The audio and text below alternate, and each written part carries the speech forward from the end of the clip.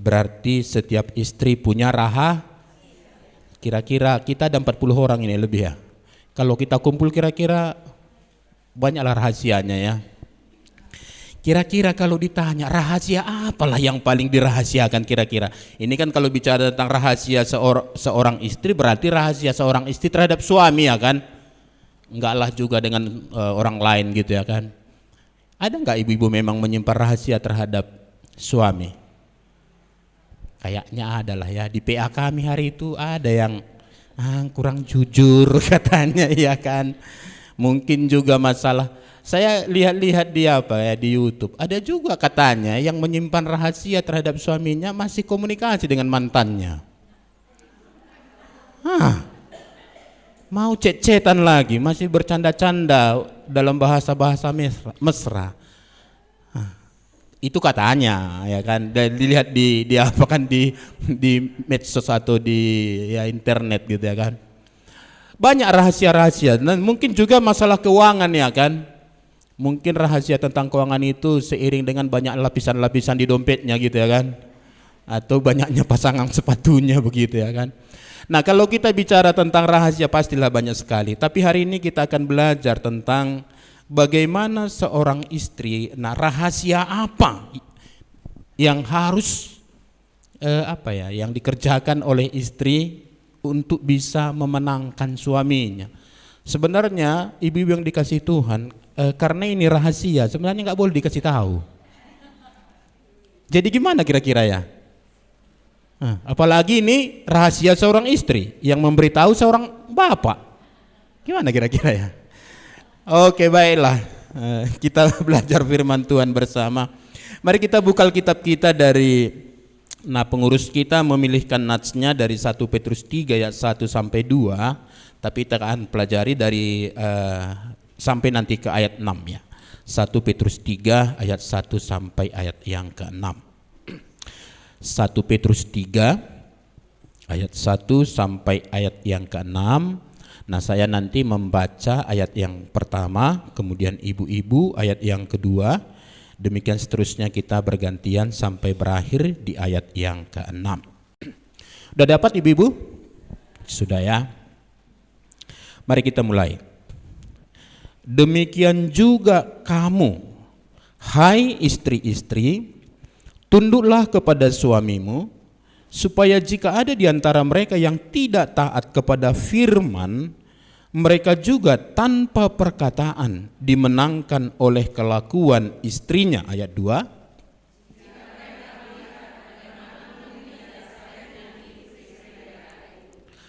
Perhiasanmu janganlah secara lahiriah, yaitu dengan mengepang-ngepang rambut, memakai perhiasan emas, atau dengan mengenakan pakaian yang indah-indah.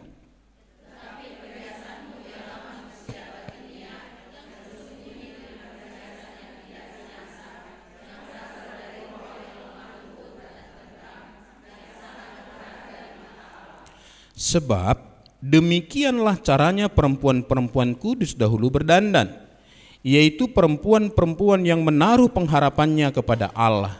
Mereka tunduk kepada suaminya.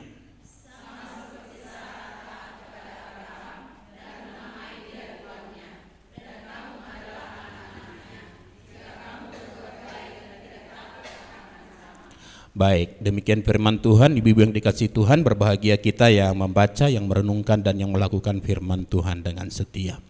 Nah, pasal 3 dari 1 Petrus ini sebenarnya seperti judul yang diberikan oleh lembaga Alkitab, itu bicara tentang hidup bersama suami istri. Nah, ayat 7 itu sebenarnya berbicara tentang bagaimana seharusnya seorang suami bersikap terhadap istrinya. Cuman saya waktu mempersiapkan ini mikir-mikir juga ya, kenapa dalam satu perikop ini ayatnya ada 7 bicara tentang suami istri, tapi hampir semua diborong untuk istri, cuman 1 untuk suami. Ada apa kira-kira ya? Nah, itu menjadi perenungan juga ya.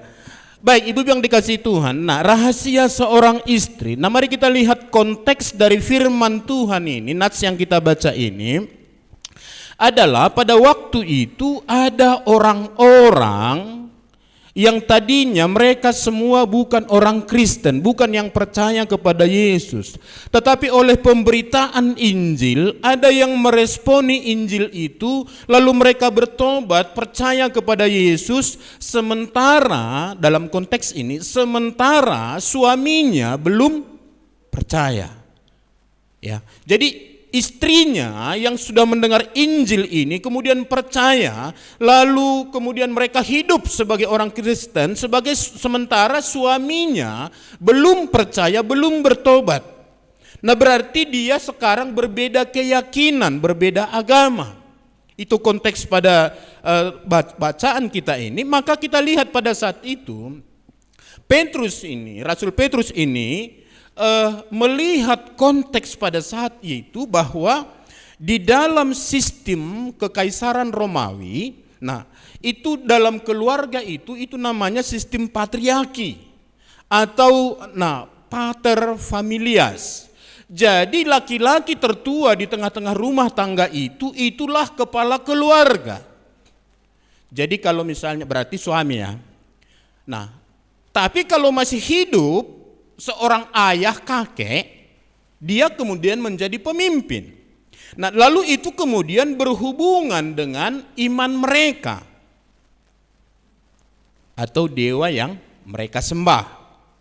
Nah, ada satu masalah kemudian kalau di tengah-tengah satu keluarga ada anggota keluarga yang berbeda keyakinan, maka dianggap si bapak ini, kepala keluarga ini tidak mampu melakukan tanggung jawab sebagai seorang pimpinan di tengah-tengah keluarga yang kemudian tetap bertahan di dalam imannya, yang nanti juga itu akan membawa kekacauan di rumah tangga lalu akan mempengaruhi kekaisaran.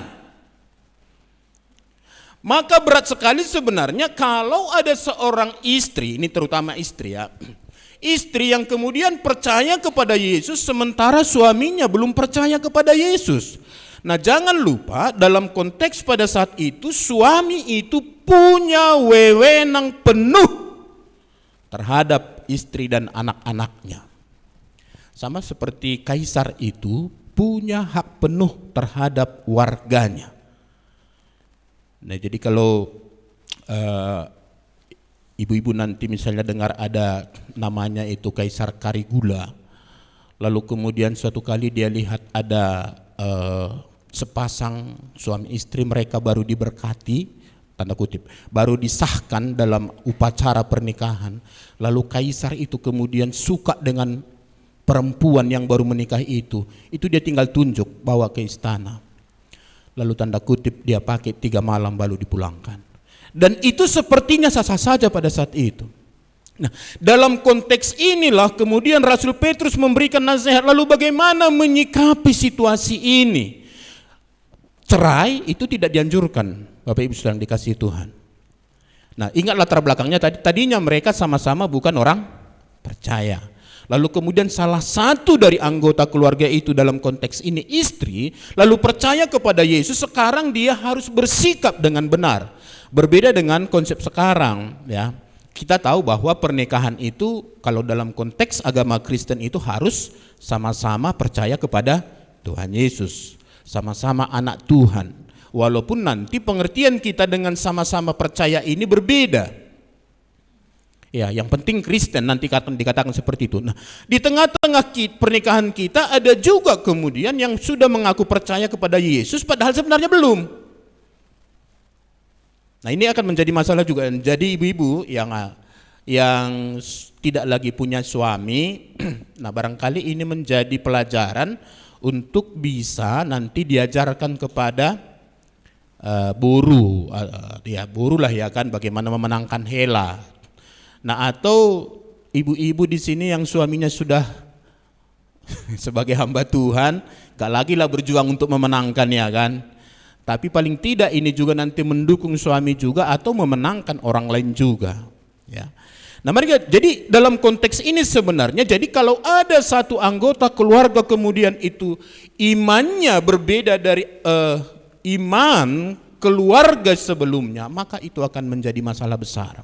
Nah, kita tahu bahwa di dalam kerajaan Romawi itu itu masih ada hubungannya dengan Yunani, ya, Gerika pada saat itu, maka dewa-dewa mereka itu sangat banyak. Misalnya Zeus atau Jupiter itu. Nah, itu dianggap sebagai rajanya para dewa, ya.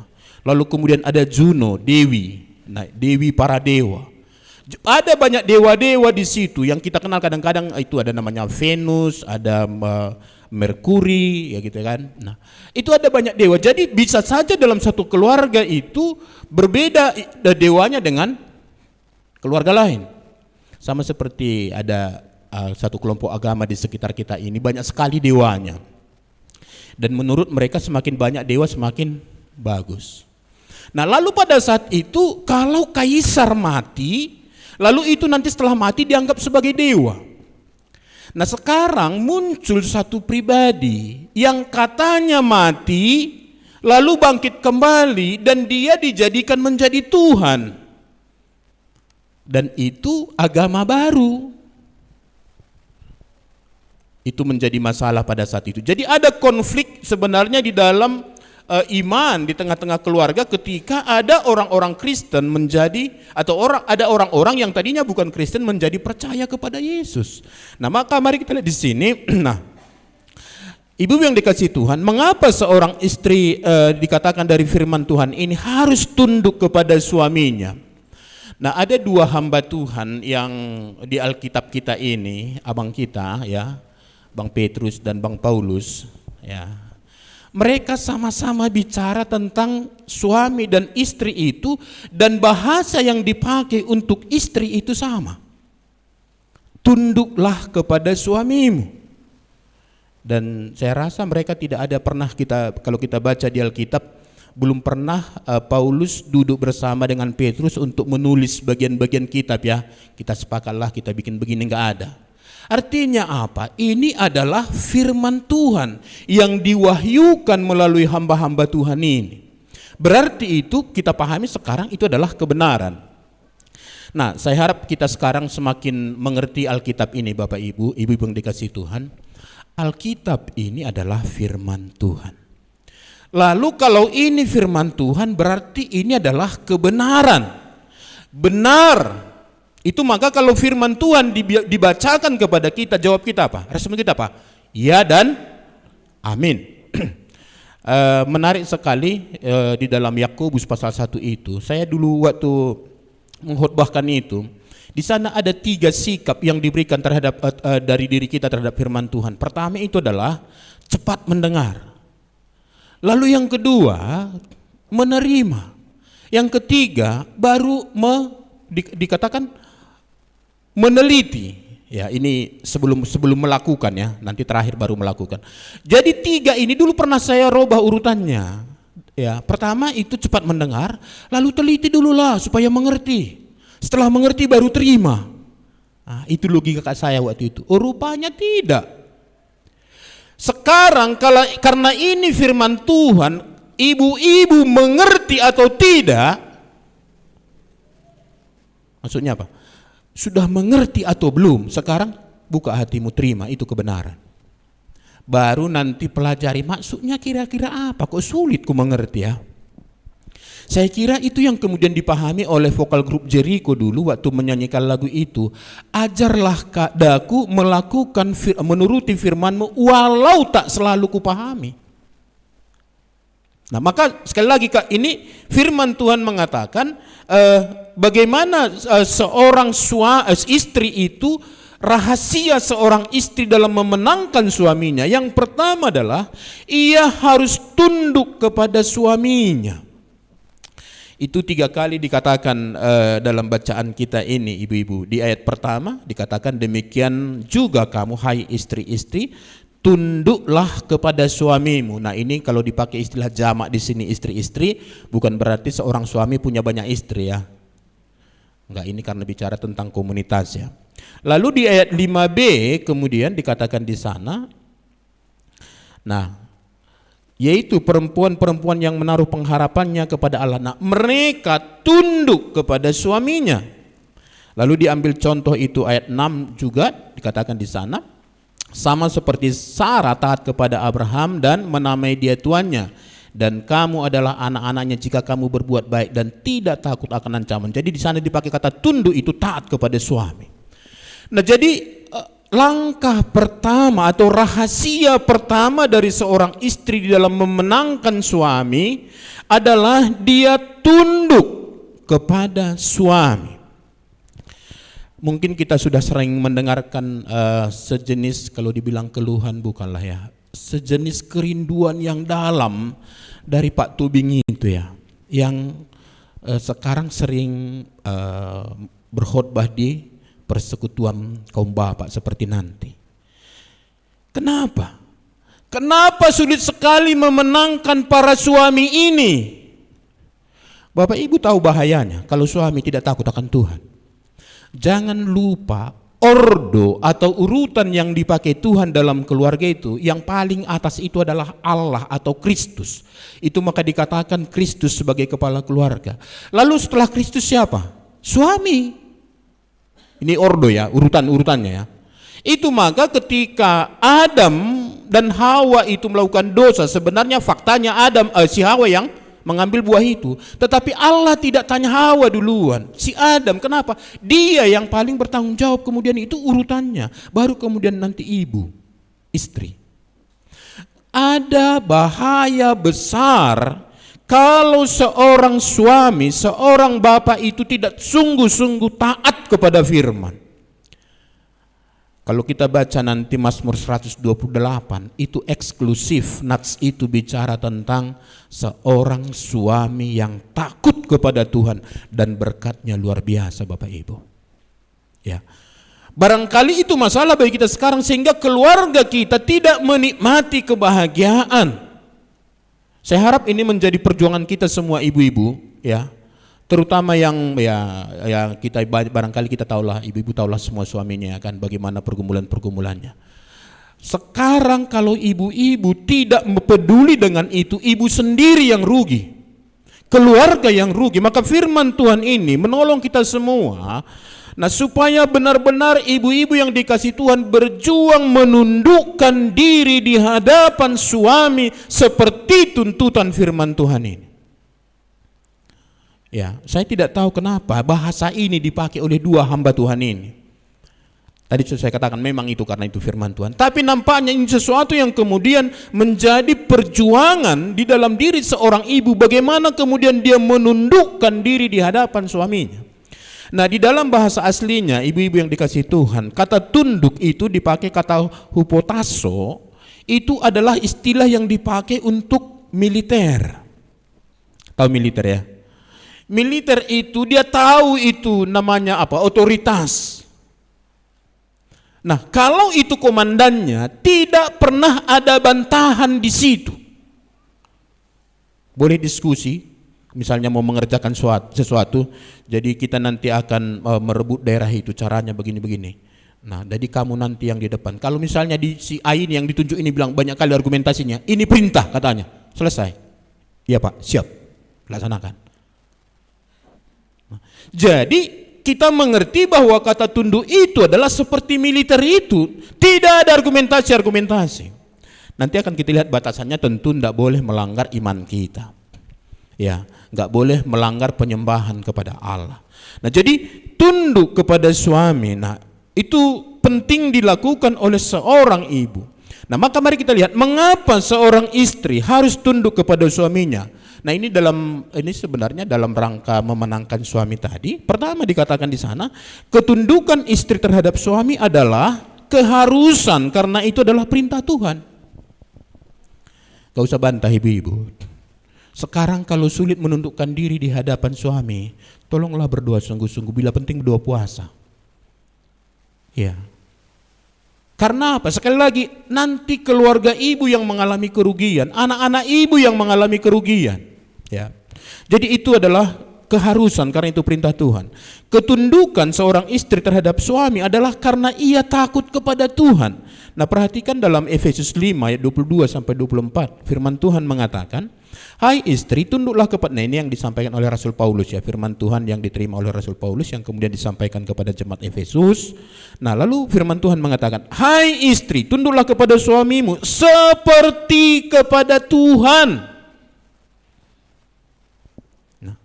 Karena suami adalah kepala istri, sama seperti Kristus adalah kepala jemaat. Dialah yang menyelamatkan tubuh. Ayat 24. Karena itu, sebagaimana jemaat tunduk kepada Kristus, demikian jugalah istri kepada suami dalam segala sesuatu. Dalam segala sesuatu itu, tadi sudah saya katakan, itu tidak boleh melanggar melampaui iman kita. Kalau suami mengajak untuk berdukun, mau atau tidak ya? Tunduk? Tidak boleh.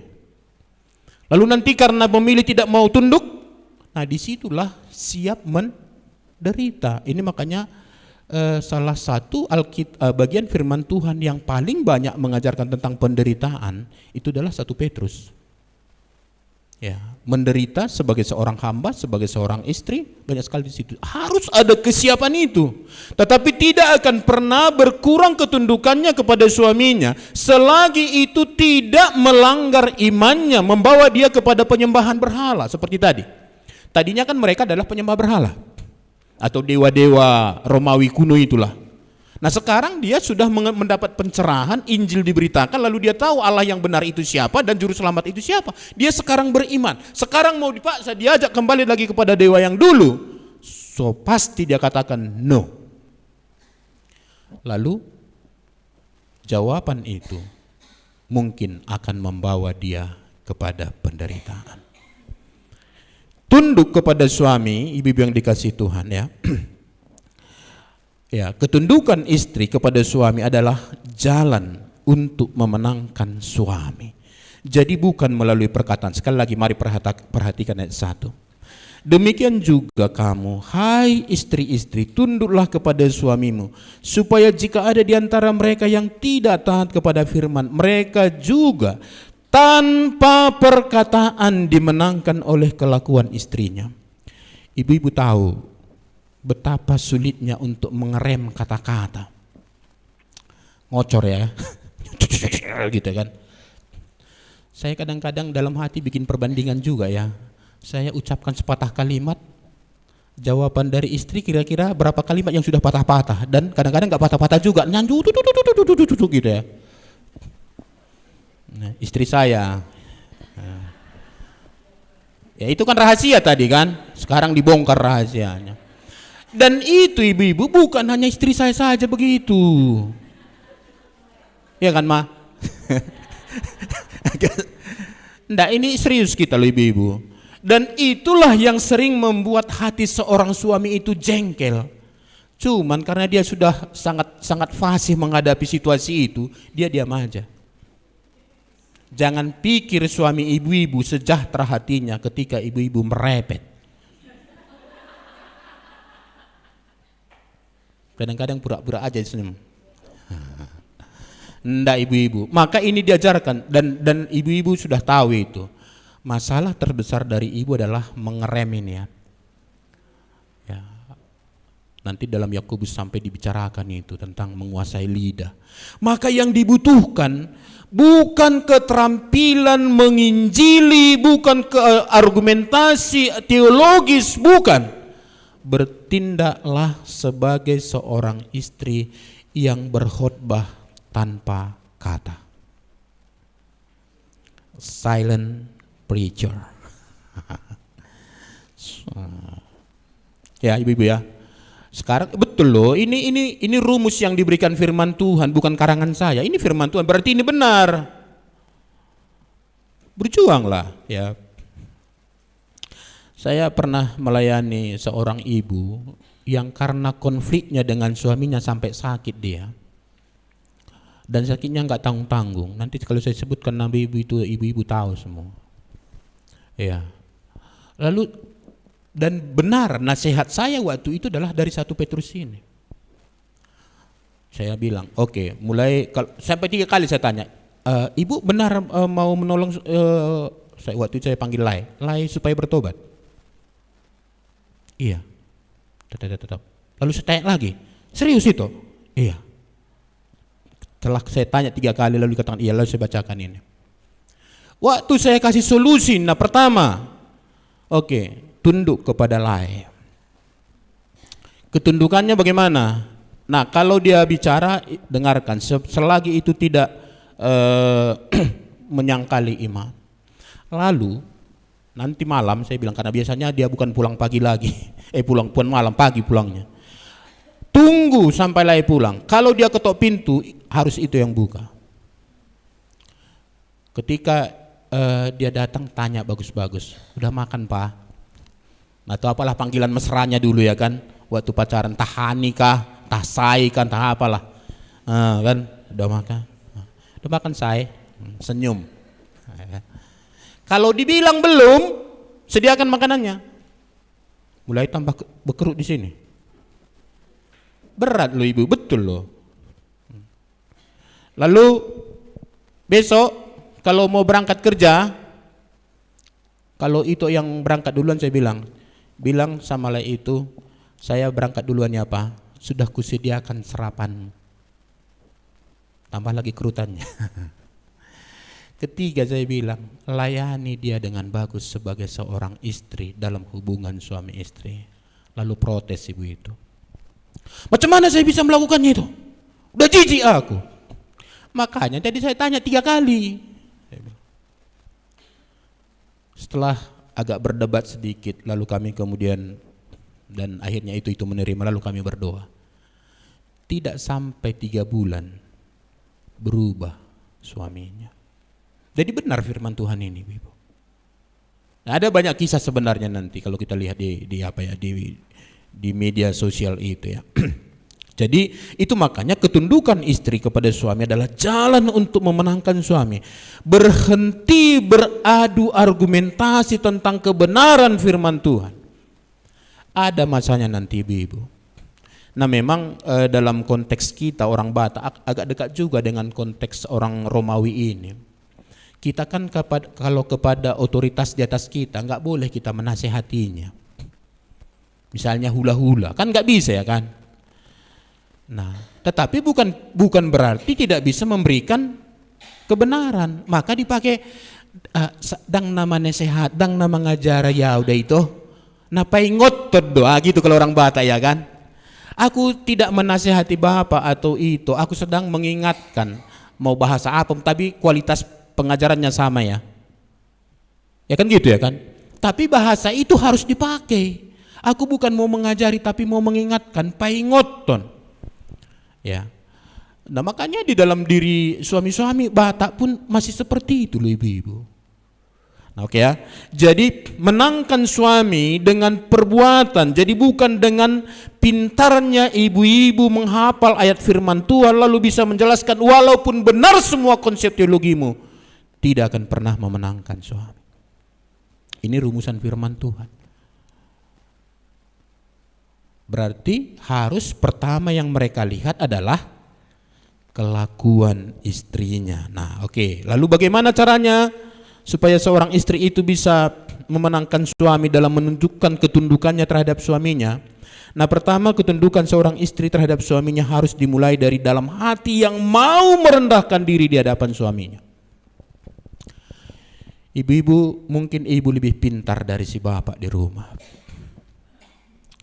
Tapi ketika ibu memilih untuk menikah dengan si bapak, ingatlah dialah kepala keluarga. Jangan pernah rubah konsep itu. Ya. Mungkin jabatan ibu lebih tinggi atau penghasilan ibu lebih tinggi dari si bapak.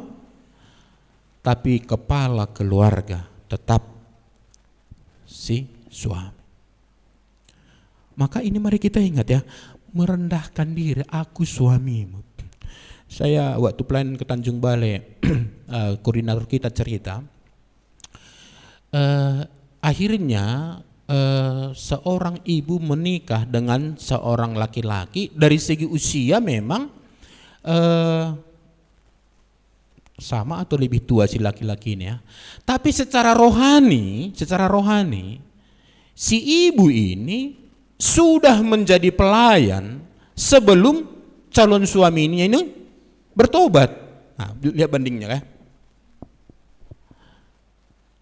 Tapi yang menarik kemudian adalah bagaimana ibu ini yang kalau kita buat begini perbandingannya di sini dia suaminya di sini, lalu dia mulai bergeser pelan-pelan, lalu suaminya yang kemudian di depan. Dan itu, ibu itu mengaku nggak gampang. Maka yang penting di sana Pak, merendahkan diri. Merendahkan hati di hadapan suami. Tunduk kepada suami ditunjukkan dengan melakukan tanggung jawab sebagai istri, yaitu dengan melayani suaminya dengan baik dan melakukan tanggung jawabnya di tengah-tengah rumah tangga, baik sebagai seorang istri maupun seorang ibu.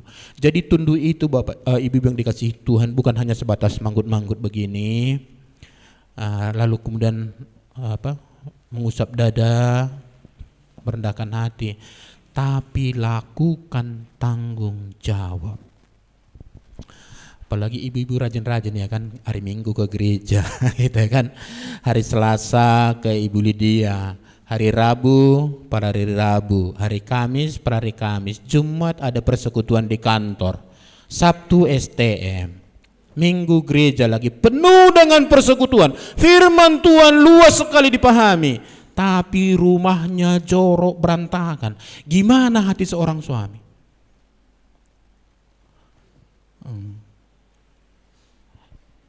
Belum sarapan lah mah katanya. Itu aja pun masa bapak nggak bisa masaknya? Kan ada rice cooker di situ. Masaklah tadi, kenapa lah rupanya?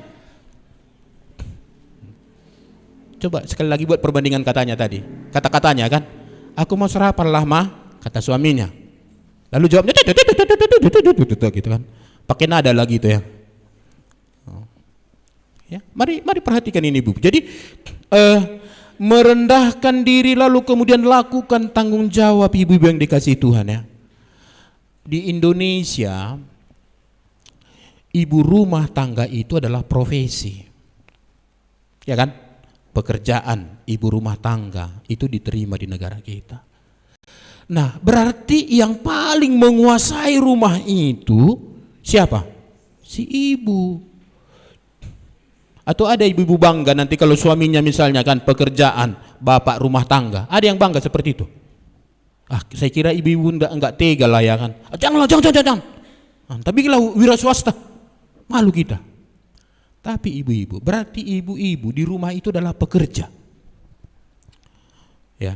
Nah ini kalau ada suami saya khotbahkan juga ini. Jadi istri yang tidak bekerja, jangan dianggap suaminya dia pengangguran. Lalu seolah-olah gaji yang diterima oleh suami di kantor itu hanya gaji dia. Dia lupa bahwa sebenarnya istrinya juga pekerja. Ya kan? Coba dihitung, berapa sih biaya untuk pembersih rumah? Kalau laundry berapa biayanya? Nyetrika berapa? Ngurus anak berapa? Nah tapi banyak suami nggak ngerti itu. Kenapa? Nggak datang ke YPDPA suaminya. Iya loh, turun aja, di gereja nggak diajarkan itu. Atau ada di gereja kita pernah diajarkan itu? Puji Tuhan kalau ada, tapi di gereja kami belum. Serius ya. Nah jadi mari ya ibu-ibu dikasih Tuhan ya, lakukan tanggung jawab dengan benar. Kalau bahasa orang Batak, siapa hatinya tidak malengleng, kira-kira gitu kan. Dilihat suaminya baik gitu ya kan, rajin ibadah, rajin persekutuan, lalu bahasanya manis, mesra, tidak ada sedikit pun raut perbantahan di wajahnya, lalu kemudian melakukan tugasnya dengan baik, tepat waktu semua, dan tidak mengalaskan persekutuan atau pelayanan untuk mengabaikan tugas di rumah tangga. Aku mau persekutuan ya, kalian cucilah piringnya. Tidak bisa ibu-ibu. Ketundukan seorang istri terhadap suaminya adalah oleh karena kesadaran dan keikhlasan, bukan karena takut diancam. Ayat 6 itu tadi ya. Sadar ya, bukan karena takut diancam. Nanti kok kuceraikan ya. Bukan itu, ini dalam konteks apa ini ya, Romawi itu. Enggak, bukan ya. Tadi ikhlas ya, sadar bahwa itu memang keharusan bagi dirinya. Ketundukan seorang istri terhadap suaminya tidak boleh melanggar iman dan penyembahannya terhadap Kristus. Tadi sudah kita bahas. Itu rahasia pertama. Jadi kalau tadi itu rahasia, sekarang udah dibukakan, berarti bukan rahasia lagi ya kan? Sudah terbuka untuk dilakukan bersama. Ibu-ibu, amin ibu-ibu. Amin. Agak susah memang, agak susah memang. Kayaknya agak berat juga untuk tentuin ya kan. Ya, tapi tadi sudah saya bilang kalau itu namanya firman Tuhan berarti ya dan amin. Ya. Lalu rahasia yang kedua, bagaimana memenangkan suami? Nah, ia harus hidup dalam kemurnian iman dan kesalehan. Ayat 2. Jika mereka melihat bagaimana murni dan salehnya hidup istri mereka itu. Nah, ini sedikit rahasia suami. Suami itu, ibu-ibu suka melihat. Ya. Jadi kalau misalnya si suami tahu ini orang Kristen, katanya orang Kristen itu pengasih. Mereka orang yang suka mengampuni. Lalu tidak dilihat itu dalam diri istri Kristen itu pada saat itu. Oh, itu menjadi pertanyaan besar. Kalau begitu lebih bagus agama kami yang dulu. Nah, maka sekarang tantangannya adalah bagaimana seorang istri setelah dia tunduk kepada suaminya, lalu dia kemudian berjuang untuk memiliki kemurnian iman. Dia menunjukkan kesalehan hidupnya, daulat marroha kalau bahasa Batak, ya kan? Marhadaulaton. Saleh. Nah, jadi ini sekali lagi ibu-ibu ya kan, itu konteksnya kan orang Kristen yang sudah percaya. Tadi tidak saya bahas harus terima Tuhan Yesus misalnya begitu kan. Tapi ini tadi konteksnya itu adalah orang yang sudah menerima Yesus, percaya kepada Yesus. Nah, maka harus menjaga kemurnian iman. Nah, misalnya kalau pergi beribadah, motivasinya apa? Apakah hanya oleh karena supaya keluar dari rumah, supaya terhindar dari suaminya yang selalu ketat wajahnya itu? Hati-hati ibu-ibu, jangan ibu-ibu datang selalu lebih cepat ibadah, ya. Jam 5 ibadah, jam 4 udah di sini.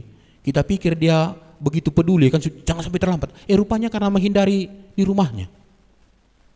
Entah suaminya yang ketat wajahnya atau banyak sekali tugas-tugas sehingga semua delegasikan gitu kan. Bagus dong datang tepat waktu ya, tidak terlambat, tapi hati-hati, lihat motivasinya. Maka dikatakan murni artinya tidak bercampur dengan unsur lain, tulen, polos, lugu. Maka di dalam hidupnya seorang istri itu polos beribadah kepada Tuhan. Ya. Ia melakukannya semata-mata untuk menyenangkan hati Tuhan tanpa motivasi yang lain. Saya kira walaupun ada firman Tuhan yang mengatakan kalau kita setia beribadah akan diberkati, betul itu. Tetapi motivasi kita datang kepada Tuhan dalam melakukan segala hal karena kita sudah menikmati kebaikan Tuhan, karena kita ingin menyenangkan hati Tuhan kita yang baik itu. Nah, saleh itu artinya adalah taat dan sungguh-sungguh menjalankan ibadah. Ibu-ibu kalau bernyanyi, bernyanyilah dengan sungguh-sungguh. Kalaupun MC-nya mengatakan mari kita bernyanyi dengan setengah suara ya, bukan setengah hati. Bedakan ya kan? Nah, setengah suara pun hati-hati juga, sungguh-sungguh gitu loh. Maksud saya begini, kadang-kadang kita karena sudah terlalu biasa dengan bernyanyi itu, kita kehilangan kesungguhan. Sekali lagi, saya terkagum dengan koordinator kita di Tanjung Balai itu. Ampun katanya saya, ini orang teman kita dari Karo. Aku sekarang tak mau lagi main-main sama Tuhan itu katanya. Udah pensiun bapak ini, udah lebih 60 tahun. Tak mau lagi main-main katanya. Jadi kalau aku bernyanyilah. Padahal bapak ini sebenarnya nggak begitu pandai bernyanyi. Tapi dia bernyanyi dengan sungguh-sungguh dari hati yang paling dalam. Nah, ya, jadi sungguh-sungguh melakukannya. Jadi kalau belajar firman Tuhan lah sungguh-sungguh. Ya, bersyukur kita di sini kita sungguh-sungguh belajar firman Tuhan. Kalau di tempat lain banyak orang katanya awalnya buka gadgetnya mau buka Alkitab, tapi notifikasinya nggak dimatikan. Setiap kali masuk notifikasi selalu dibuka. Lalu kita pun heran, tersenyum-senyum sendiri dia. Khotbah kita sedang bicara tentang pertobatan, ibu ini kok senyum ya? Nah, rupanya yang dilihat apa? Yang lucu-lucu. Nah, jadi polos, jadi Bapak Ibu yang dikasih Tuhan, berjuang kita di sini. Di sini bagian daripada bagaimana kita juga menguasai diri, ya. Jadi imannya bukan sebatas pengetahuan tentang firman Tuhan, tetapi hidupnya berubah seturut dengan banyaknya firman Tuhan yang dia ketahui.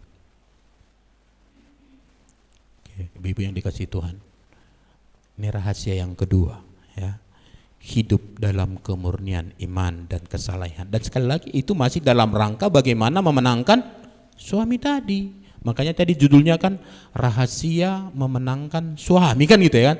Rahasia seorang istri dalam memenangkan suami. Nah, ya. Jadi hidup istri yang murni dan saleh dalam ayat 2 itu dikatakan tadi adalah cara untuk memenangkan suami dari ketidaktaatan kepada ketaatan terhadap firman. Perhatikan penulisan firman di situ ibu-ibu. Firman itu ditulis bukan huruf kecil F-nya. Ya, ini di Alkitab kita ini ada dua penulisan tentang firman. Kalau dibicara itu firman F-nya huruf kecil, itu berarti yang tertulis ini.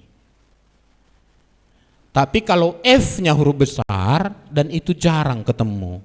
Ya, itu di 1 Petrus 3 ayat 1 ini kita ketemu. Itu adalah mengacu kepada Yesus, firman yang menjadi manusia itu. Ya.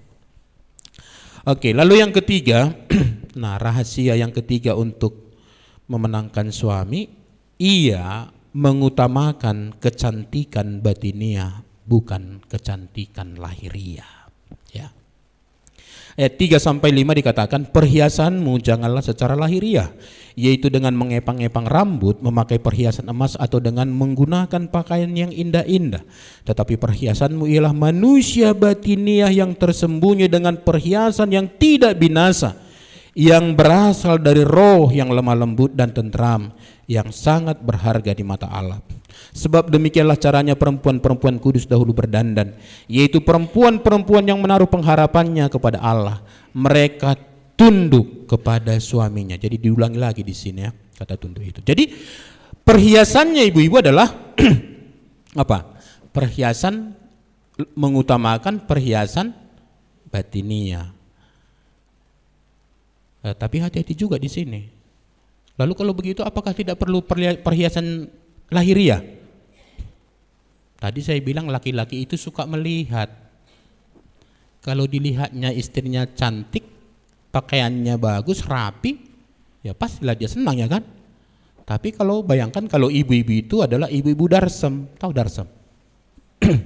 Daster sampai malam. Oh, dari pagi, udah anak Tuhannya aku, yang penting kan hati ini. Maaf cakap, mau tidur pun gak sikat gigi. Lalu pagi-pagi mau dicium suaminya, selamat pagi mak, gitu ya. Langsung ada refleksinya, gimana suami bisa nyaman, maaf lah ya, ini suami istri kan, memeluk istrinya kalau kemudian aromanya gak sedap. Tapi sekarang diingatkan adalah harus ada prioritas. Nah, ibu-ibu yang dikasih Tuhan, kata perhiasan itu dalam bahasa Yunani itu adalah kosmos. Kosmos itu adalah alam semesta yang teratur. Jadi dari sinilah muncul kata kosmetik.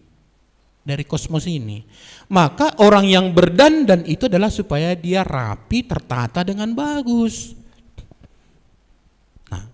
Tapi dalam batas-batas yang kewajaran. Nah, lalu di sini dikatakan firman Tuhan mengajarkan supaya istri-istri Kristen pada saat itu tidak mengutamakan kecantikan lahiriah.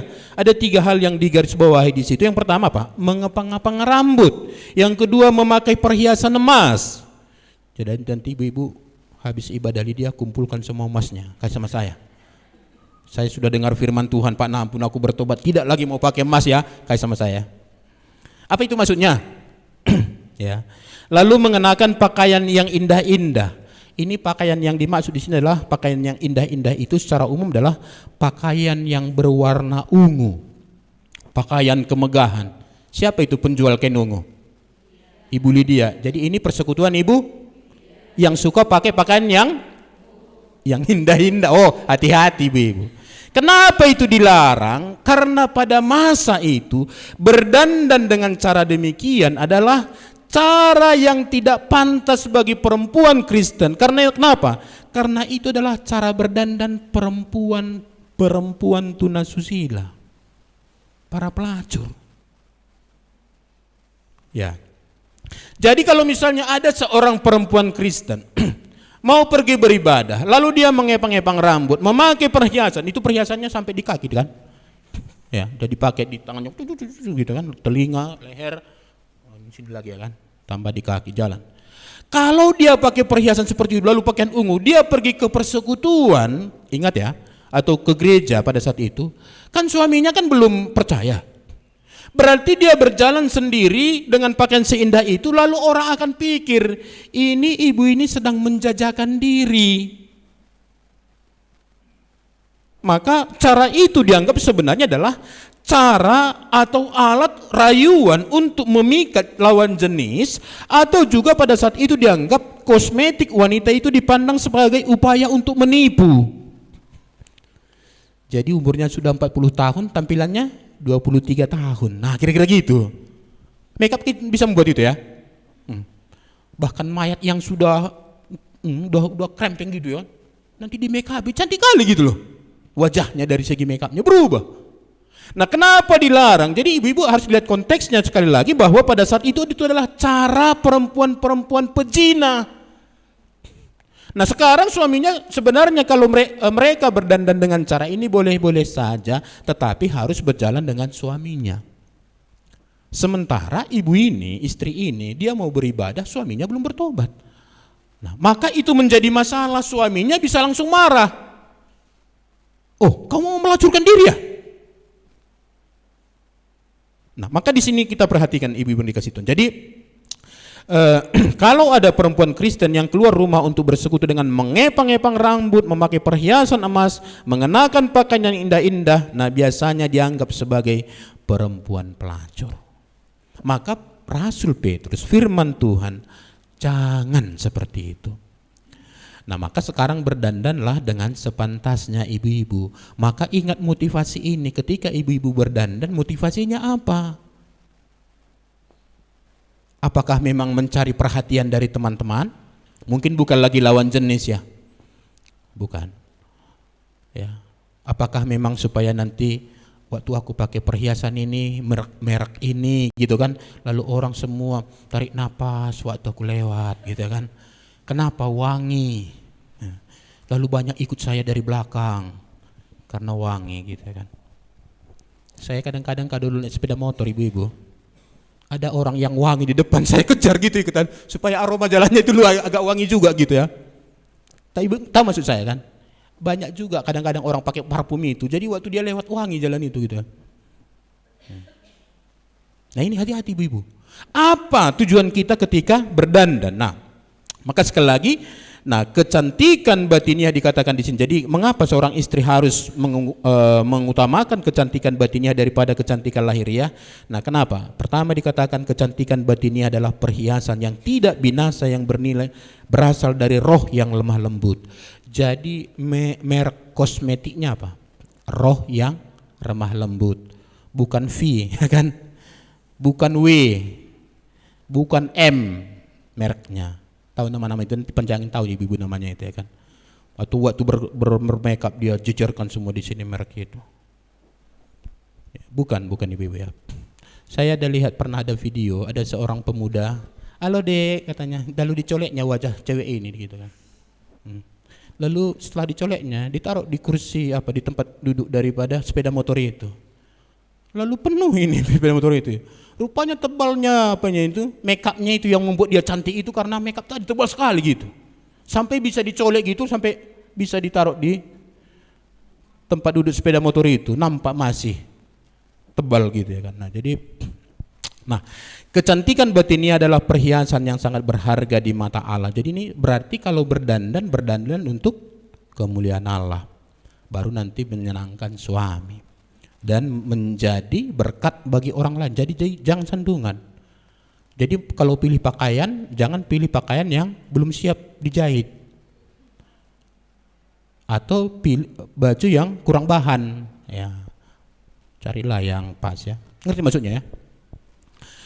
Mengutamakan kecantikan batinnya adalah cara perempuan-perempuan kudus berdandan, yaitu perempuan-perempuan yang menaruh pengharapannya kepada Allah. Itu ayat 5. Nah, lalu terakhir dikatakan di sini, berdandan dan mengutamakan kecantikan batiniah adalah salah satu cara wujud ketundukan istri terhadap suami. Masih dalam konteks itu ayat 5b. Ya. Jadi ibu-ibu berdandan itu rupanya dalam hubungan dengan bagaimana dia tunduk kepada Allah. Maka pertanyaannya dalam hubungan poin ketiga ini, ibu-ibu, kira-kira kalau kita tadi bicara tentang mengutamakan kecantikan batiniah daripada lahiriah, sekali lagi, jangan sampai tidak berdandan juga ya. Nanti jangan hari Selasa datang ke sini semua aut-autan, rambutnya ke sini jadi orang nanti ketakutan, ketawa lagi lah, hihihi, katanya pula ketawanya. Susah kita semua ya. Berdandanlah, tapi wajar ya. Maka pertanyaannya ibu-ibu, berapa banyak waktu yang ibu-ibu gunakan untuk berdandan dibanding dengan waktu yang ibu pergunakan untuk membaca firman Tuhan dan berdoa? Ini benar loh, kecantikan yang sesungguhnya itu dari dalam. Nah, sedikit seperti begini. Ibu-ibu mungkin pernah lihat poster atau trailer dari satu film. Lalu ditampilkan artis-artisnya atau aktor-aktornya di situ. Waktu kita lihat semua cakep gitu ya, gagah, cantik, kita suka semua dengan mereka. Wih, cantik kali ya. Lalu kita tergagum dengan seorang yang gagah, mungkin ibu-ibu ganteng lah dia, lihat ada pemudanya kan. Tapi waktu dia main film, karakternya antagonis. Lalu berubah kita, nggak suka lagi kita lihat dia. Bisa mengerti maksud firman Tuhan ini? Jadi betul bahwa tampilan manusia batiniah itu, pangalaho itu adalah kecantikan yang membuat kita diminati oleh orang. Ya. Maka sekarang seberapa banyak perjuangan kita untuk memperbaharui manusia batiniah kita ini? Julma parbagasonia deh. Maka bandingkan ibu-ibu tadi, bagaimana caranya memperbaiki manusia batinnya ini? Baca firman Tuhan, lakukan, berdoa, bangun relasi dengan Tuhan. Sekarang bandingkan dengan banyaknya waktu yang ibu pakai untuk merias diri. Nah, berapa kali seminggu ke salon? Ibu-ibu, saya tiap hari ke salon, cuman lewat aja gitu.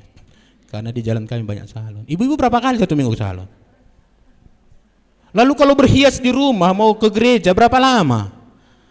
Haruskah diklekson suami gitu kan? Lileng nih katanya gitu kan. Nah tapi coba lihat ya, berapa lama, buat perbandingan. Lalu kemudian berapa banyak uang yang ibu-ibu habiskan untuk berdandan, beli alat-alat itu, dibandingkan dengan uang yang ibu pergunakan untuk mendukung pekerjaan Tuhan. Memberi itu menghasilkan sukacita loh ibu-ibu. Sukacita itulah tampilan manusia batinnya itu. Lalu berapa banyak energi yang ibu habiskan untuk berdandan dibanding dengan energi yang ibu gunakan untuk berjuang di dalam pembaharuan hidup rohani atau melayani Tuhan. Oke, sekarang kita arahkan sana ya. Jadi tiga rahasianya ibu-ibu. Ya, bagaimana ibu-ibu bisa memenangkan suami? Pertama tadi tunduk kepada suami, yang kedua hidup dalam kemurnian dan kesalehan, yang ketiga berdandanlah dengan tampilan manusia batiniah. Tuhan memberkati, amin. Kita berdoa.